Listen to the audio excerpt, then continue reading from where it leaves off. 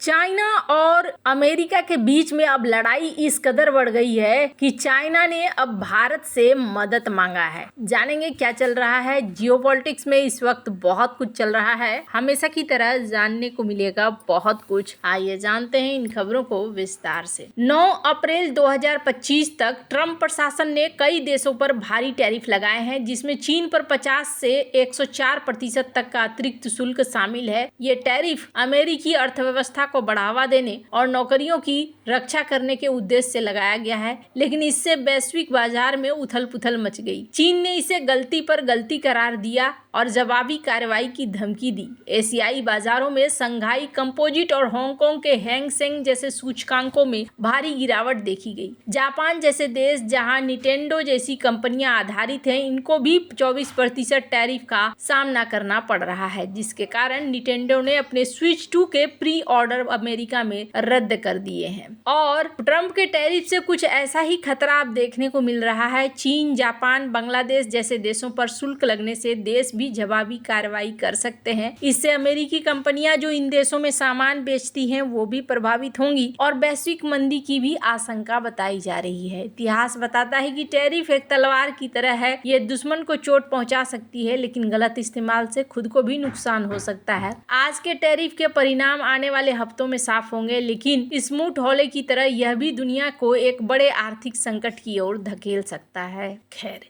जहां एक तरफ ये सब कुछ चल रहा है, वहीं दूसरी तरफ ये देखने को मिल रहा है कि चीनी दूतावास के प्रवक्ता यू जिंग ने अमेरिका के टैरिफ के दुरुपयोगों का सामना करते हुए दुनिया के 2 सबसे बड़े विकासशील देशों भारत और चीन को एक साथ खड़ा होना चाहिए, ये बात कही है इन मुश्किलों को पार करने के लिए। ये बयान 8 अप्रैल 2025 को सोशल मीडिया प्लेटफॉर्म एक्स पर दिया गया। चीन का कहना है कि दोनों देशों के बीच आर्थिक और व्यापारिक रिश्ते एक दूसरे के लिए फायदेमंद है और अब दोनों को मिलकर अमेरिकी नीतियों का जवाब देना चाहिए। अमेरिकी टैरिफ से चीन का निर्यात प्रभावित हो रहा है, वह नए बाजारों की तलाश में है। भारत भी अमेरिका के टैरिफ से प्रभावित है, लेकिन उसकी अर्थव्यवस्था चीन जितनी निर्भर नहीं है। चीन चाहता है कि भारत के साथ मिलकर वह मजबूत मोर्चा बनाए। ये कदम अमेरिका को ये संदेश देने की कोशिश हो सकती है कि एशिया के बड़े देश एकजुट हैं। 1930 में अमेरिका ने कहा था, हम बाहर के सामान पर टैक्स बढ़ाएंगे ताकि लोग हमारे सामान खरीदें, लेकिन कनाडा और ब्रिटेन ने भी यही किया। नतीजा ये हुआ कि किसी का सामान नहीं खरीद पाया, व्यापार रुक गया, लोग भूखे मरने लगे। एक अमेरिकी किसान ने कहा कि हमारी फसल खेत में पड़ी है, लेकिन कोई लेने वाला नहीं है। उस समय अगर बड़े देश मिलकर इसका जवाब देते तो शायद नुकसान कम होता।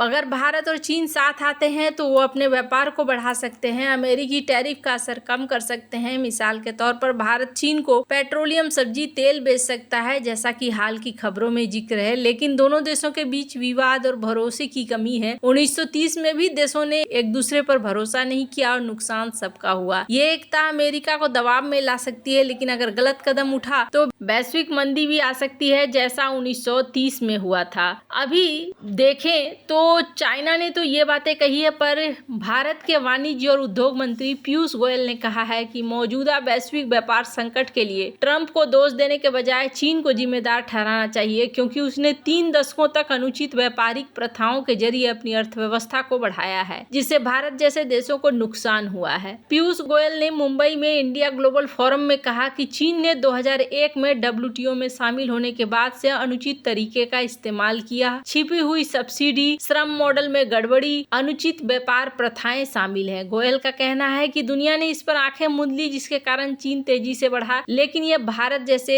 देशों की अर्थव्यवस्था और विनिर्माण के पारिस्थितिकी को नुकसान करने की कीमत पर हुआ। उन्होंने कहा कि यह विकास अनुचित तरीके से हुआ, यह विकास निष्पक्ष खेल की कीमत पर हुआ। आज अमेरिका द्वारा लगाए गए 104% तक के टैरिफ को गोयल ने 3 दशकों की इस गलत नीति का नतीजा मानना है, न कि सिर्फ ट्रंप की नीति का परिणाम। गोयल के मुताबिक चीन ने सस्ते माल और कम लागत वाले विनिर्माण के बहाने नियमों को तोड़ा। इससे भारत का विनिर्माण क्षेत्र कमजोर हुआ, क्योंकि सस्ते चीनी सामानों ने बाजार पर कब्जा कर लिया। हांगकांग का हैंग सूचकांक 13.2% गिरा, जो 1997 का सबसे बड़ी गिरावट है। ये दिखाता है कि टैरिफ का असर कितना गहरा है। चीन की मौजूदा नीतियों को समझने के लिए एक ऐतिहासिक उदाहरण है ईस्ट इंडिया कंपनी का भारत में व्यापार। 1600 में शुरू हुई ये कंपनी शुरू में व्यापार के लिए आई थी, लेकिन 18वीं सदी तक इसने अनुचित तरीकों से भारत की अर्थव्यवस्था को कमजोर कर दिया था। कंपनी ने भारत के कारीगरों से सस्ते दाम पर कपड़ा खरीदा, उसे यूरोप में ऊंचे दामों पर बेच दिया। भारतीय बुनकरों को मजबूरी में अपना माल बेचना पड़ता था, क्योंकि उनके पास कोई दूसरा बाजार नहीं था। कंपनी ने आयात शुल्क और नियमों का इस्तेमाल कर भारतीय माल को ब्रिटेन में महंगा कर दिया, ताकि वहां के उद्योगों को फायदा हो। इससे भारत का हस्तशिल्पी उद्योग बर्बाद हो गया। 19वीं सदी तक भारत, जो कभी दुनिया का सबसे बड़ा कपड़ा निर्यातक था, कच्चे माल का सप्लायर बन गया। सूती कपड़े का निर्यात बंद हो गया। बंगाल में बुनकर भूखमरी का शिकार हुए। एक इतिहासकार ने कहा कि भारत के हाथ काट दिए गए ताकि ब्रिटेन की मशीनें चल सकें। ईस्ट इंडिया कंपनी ने कहा कि हम व्यापार करेंगे, लेकिन असल में उन्होंने भारत को लूटा, सस्ते में माल लिया, बाहर महंगा बेचा और अपने नियमों से भारतीय उद्योगों को खत्म कर दिया। नतीजा ये हुआ कि भारत, जो कभी सोने की चिड़िया थी, वो गुलाम बन गया। और उस समय अगर भारत ने अपनी नीतियों को मजबूत किया होता तो शायद ये नुकसान नहीं होता। जैसे ईस्ट इंडिया कंपनी ने भारत को सस्ते माल का सप्लायर बनाया, वैसे ही चीन ने पिछले 30 सालों में सस्ते सामानों से भारत और उसकी अर्थव्यवस्था को कमजोर किया। गोयल का कहना है कि भारत ने WTO के नियमों का पालन किया, लेकिन चीन ने नहीं। इससे भारत का विनिर्माण क्षेत्र पिछड़ गया। इतिहास बताता है कि अनुचित व्यापार का जवाब देना जरूरी है। गोयल कहते हैं कि अब भारत को अपनी नीतियों को मजबूत करना होगा, ताकि वो चीन जैसे देशों के सामने टिक सके। खैर, अब जहां एक तरफ ये सब कुछ देखने को मिल रहा है, वहीं दूसरी तरफ एक वीडियो है। मैं चाहती हूँ इस वीडियो को आप देखें। यहाँ पर अमेरिकी उपराष्ट्रपति JD वेंस ने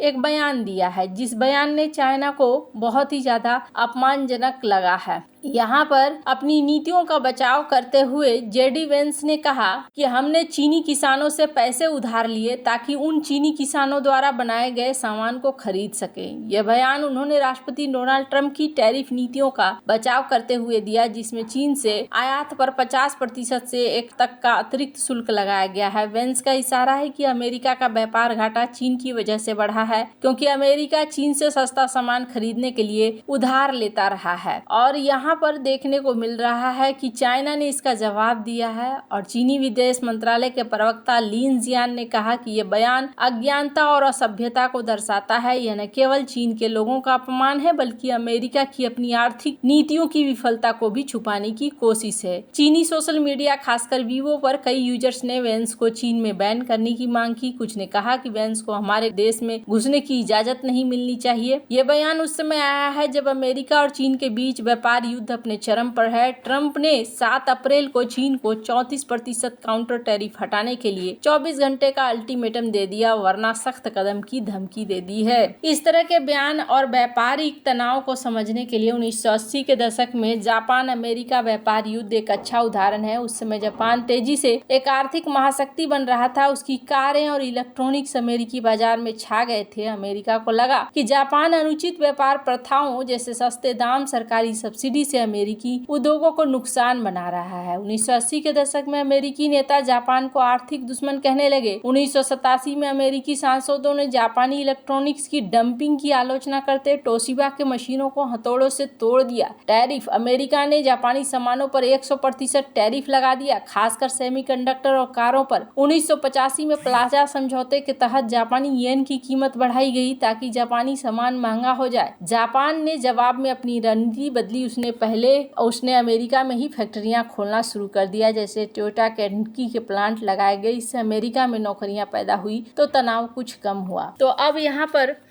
देखने को मिल रहा है कुछ ऐसा ही चाइना के साथ भी हो रहा है। वैसे आपको क्या लगता है, इन सब मामले में आपकी क्या राय है? कमेंट कर जरूर बताएं। जल्द मिलते हैं अगले वीडियो में नई खबर के साथ।